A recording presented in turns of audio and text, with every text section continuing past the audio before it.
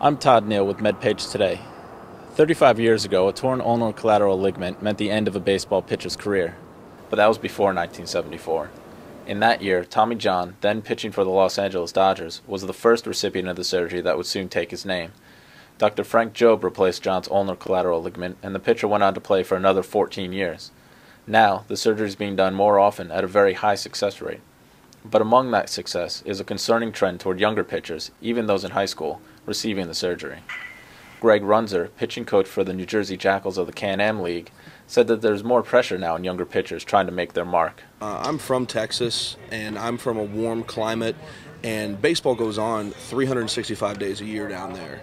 And there's a lot more placed on winning nowadays than it is development. And a lot of coaches, to be honest with you, youth coaches, and I know most of them are fathers and whatnot, and they do a good service to their son and their friends by going out there and coaching them, but they just don't know how to manage a pitching staff, be it a 10-year-old staff or an 18-year-old staff.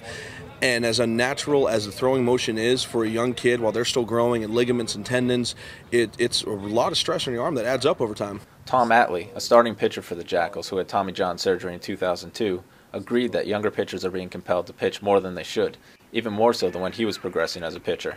Like myself and a bunch of other guys, we work with kids in the off season, and you hear kids now that are like, my coach threw me, 17 innings in 3 days, and you're like, that doesn't make any sense. But I think the reason for that, and again, it could be leading to more people having the surgery, is that it's so much more competitive at a young age now, where we used to just go have fun and play.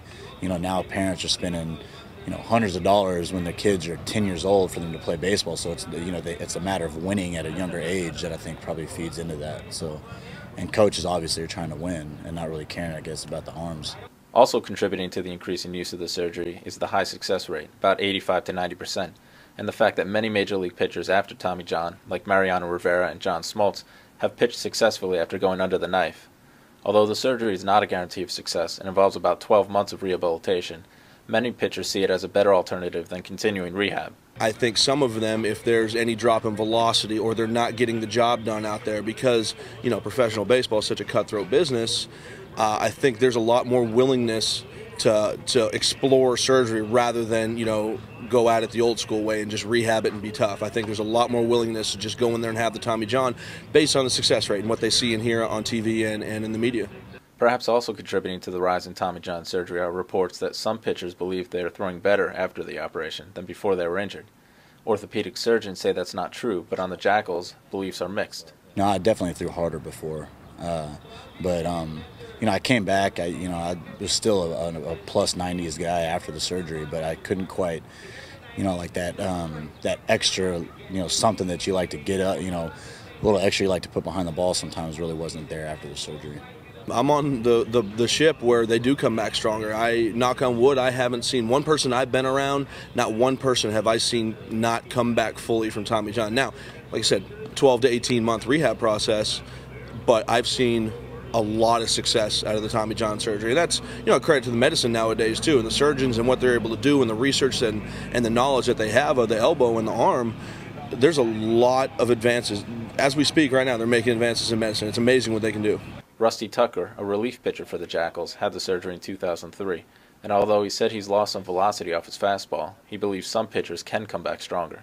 I think it's true. Obviously everybody's different, and I remember when I had the surgery, there was another guy in the San Diego Padres system that had it exactly a week before me, and we were always on a different schedule because I got my range of motion back quicker than he did.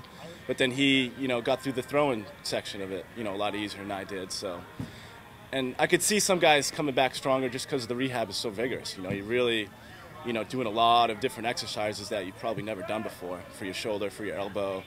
And of course, you're going to be stronger when you come back. But, whether or not you throw harder, I think that varies, with a lot of different guys. Runzer never had the surgery himself, but in 8 years in professional baseball, he's seen plenty of pitchers go through the recovery process after Tommy John surgery.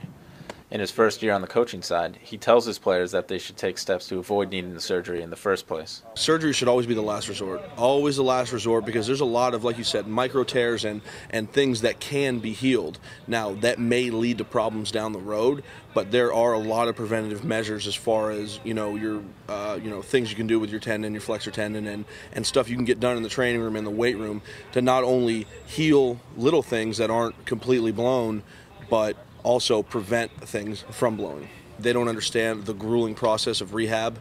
Rehab, for a Tommy John, for an average 25-year-old baseball player is, full recovery, you're looking at 16 months. 12 months out of the chute, you can begin throwing off a mound, but it's a grueling process. And because of the 85 to 90% success rate that you read about and you hear about, people are more willing to have it, because they know that you come back, because you virtually have a brand new elbow, throwing, a little bit harder. Reporting from Little Falls, New Jersey, I'm Todd Neal, MedPage Today.